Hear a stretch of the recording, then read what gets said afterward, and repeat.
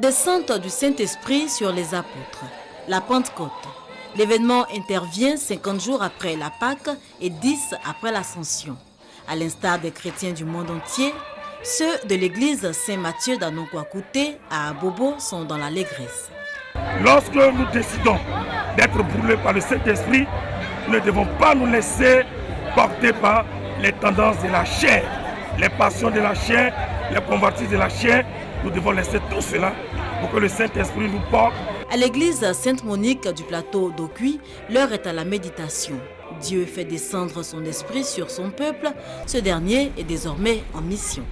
Nous recevons l'esprit promis par Jésus-Christ, esprit de vérité, esprit de force avec ses dons pour nous vivifier, nous fortifier et nous envoyer en mission pour annoncer la bonne nouvelle du salut, que Jésus-Christ est Seigneur et Sauveur pour le monde, pour l'Afrique et pour notre paroisse. Et la joie des chrétiens de Sainte-Monique du plateau d'Okui est d'autant plus grande qu'en ce moment solennel, Monseigneur Koti, évêque émérite de Daloa, est à leur côté. La fête de la Pentecôte n'étant pas l'apanage de l'Église catholique, un petit tour dans la communauté ariste d'Aboboté. Ici, le message est clair, changement radical de comportement pour une nation unie et plus forte. Cela vous demande un changement fondamental dans l'âme et dans le corps, dans l'esprit. Et comme le Christ avait dit, le Seigneur apprendra à se comporter, à marcher, à parler, à tout faire pour qu'il y ait harmonie entre les hommes.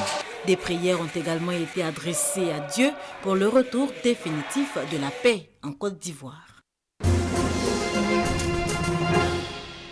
Dimanche 27 mai 2012.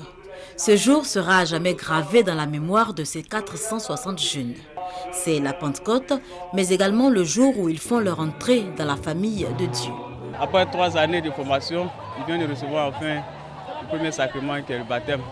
Vraiment, je suis vraiment heureux de recevoir ce baptême qui me donne une vie nouvelle. C'est un grand événement pour moi. Je suis très heureuse. Cette première communion marque le départ d'une nouvelle vie. Ils devront garder allumée en eux la flamme de Dieu et se détourner du mal. Le moment est propice. En ce jour, Dieu fait descendre son esprit. Toute la vie sacramentelle de l'Église, le baptême, la confirmation, l'Eucharistie, c'est l'Esprit Saint qui se manifeste, l'Esprit Saint qui se donne, qui sanctifie. Et donc cette période est propice à la réception des sacrements, le baptême, la confirmation et l'Eucharistie. Et nous gérons les sacrés, nous donnons le sacré pour la sanctification du peuple de Dieu. Voilà qui explique la multitude de baptêmes en cette période. Le baptême est un moment de joie intense. Dans les familles, l'événement est célébré avec faste, à boire et à manger pour tous, histoire de dire merci à Dieu pour cette grâce particulière. Mais attention aux excès, les nouveaux missionnaires auront besoin de lucidité pour annoncer l'évangile. Je suis candidat parce que j'estime qu'aujourd'hui, la solidarité, qui est une valeur cardinale, qui devait rassembler tous les journalistes, n'est plus de mise à l'UNICI. Nous devons nous rappeler des idéaux pour lesquels l'UNICI a été créé par nos dévanciers. C'est pour cela que nous sommes candidats, pour le changement. Nous estimons qu'il faut changer les mentalités au niveau de l'UNICI, faire de telle sorte que ceux qui sont candidats laissent la place aux autres. Il ne faudrait pas que les gens s'éternisent à la tête de l'Union pendant une quinzaine d'années. Je pense que ce n'est pas bon. Nous venons pour changer les mentalités surtout, apporter le renouveau, faire de telle sorte que les conditions d'existence matérielle des journalistes soient améliorées.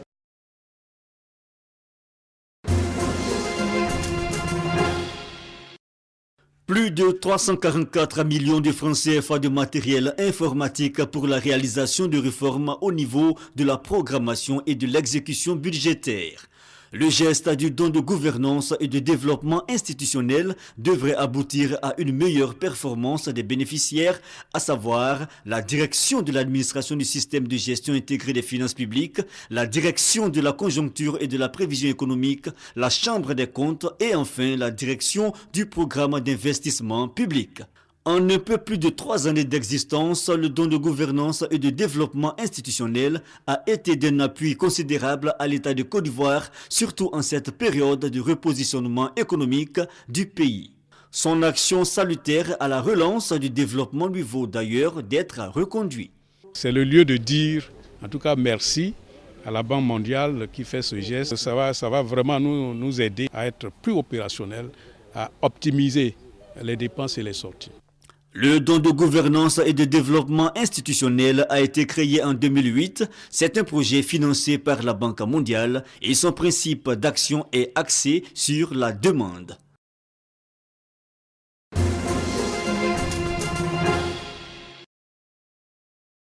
Une académie n'a de raison d'être que de contribuer efficacement au progrès socio-économique et au développement intégral de la personne humaine. C'est dans cette dynamique que s'inscrit l'Académie des sciences, des arts, des cultures d'Afrique et des diasporas africaines ASCAD. Au cours de sa dernière rentrée solennelle en présence du chef de l'État ivoirien, le président Alassane Ouattara, l'Académie a pris un engagement, celui de faire de la question de l'environnement social et écologique son cheval de bataille pour l'année à venir. Le professeur Barthélémy Kotchi et ses collègues de l'Académie ont donc saisi l'opportunité de la présence du chef de l'État pour mettre un accent sur les thèmes liés à la protection de l'environnement. Heureux et honoré d'avoir été invité à ce rituel de l'Académie, le président de la République, Alassane Ouattara, a félicité cette société savante pour ses initiatives. Il les a en outre assurés de tout son soutien pour que l'Académie mène à bien ses activités. Créée en 2003, l'ASCAD est un organisme public rattaché à la présidence de la République. On n'encaisse pas, c'est compris? Les 15 premières minutes, on met la pression. C'est compris, on décourage l'adversaire. Bien appliquée, la stratégie de l'entraîneur Touré Clémentine s'avère payante face au Mozambique. Les Ivoiriennes menacent dès l'entame de la rencontre et obtiennent le premier but à la 12e minute par Naï Esther, dite Adebayor. Les éléphants de Côte d'Ivoire maintiennent la pression et s'offrent le deuxième but 4 minutes plus tard avec Diakité Binta. Et ce n'est pas tout, Binta revient et réalise un doublé. Doublé également de Naï Esther. «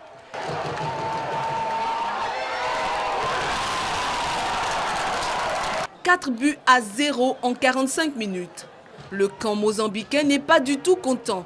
Il le sera encore moins en seconde période quand les Ivoiriennes inscriront 3 autres buts. 7 buts à 0. Sauf cataclysme, la Côte d'Ivoire devrait prendre part pour la première fois de son histoire à une phase finale de Coupe d'Afrique des Nations en novembre prochain en Guinée équatoriale.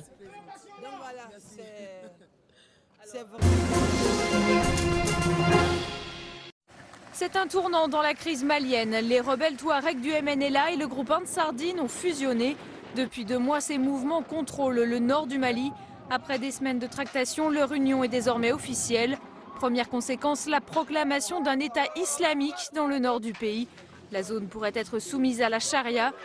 Pourtant, les Touaregs du MNLA n'avaient cessé de proclamer leur attachement à la laïcité. Le gouvernement malien, lui, a immédiatement rejeté la création de cet État islamique.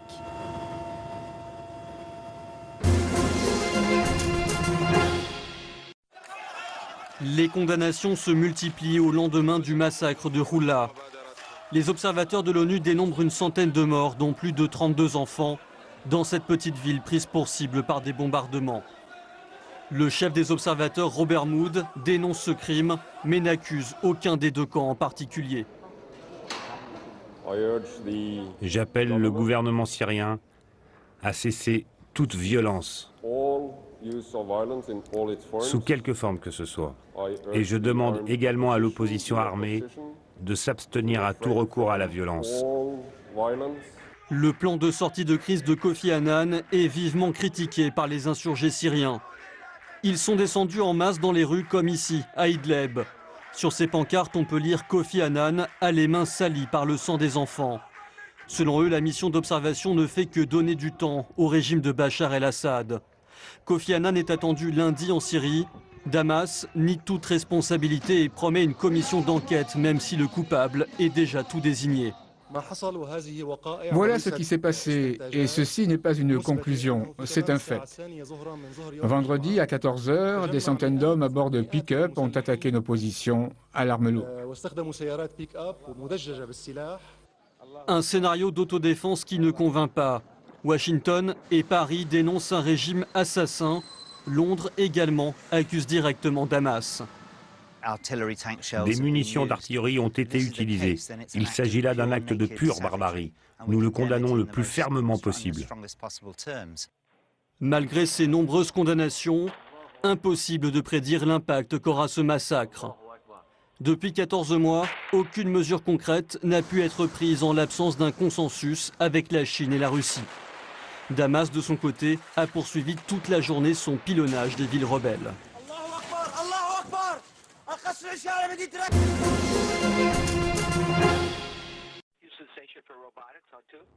Amarrage historique de la capsule non habitée Dragon de la société américaine SpaceX avec la Station spatiale internationale.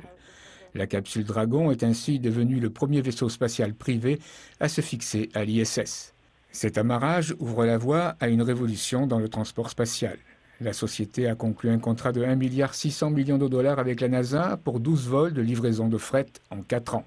En ouvrant le SAS samedi, les astronautes ont commencé à transférer le fret à bord de l'ISS.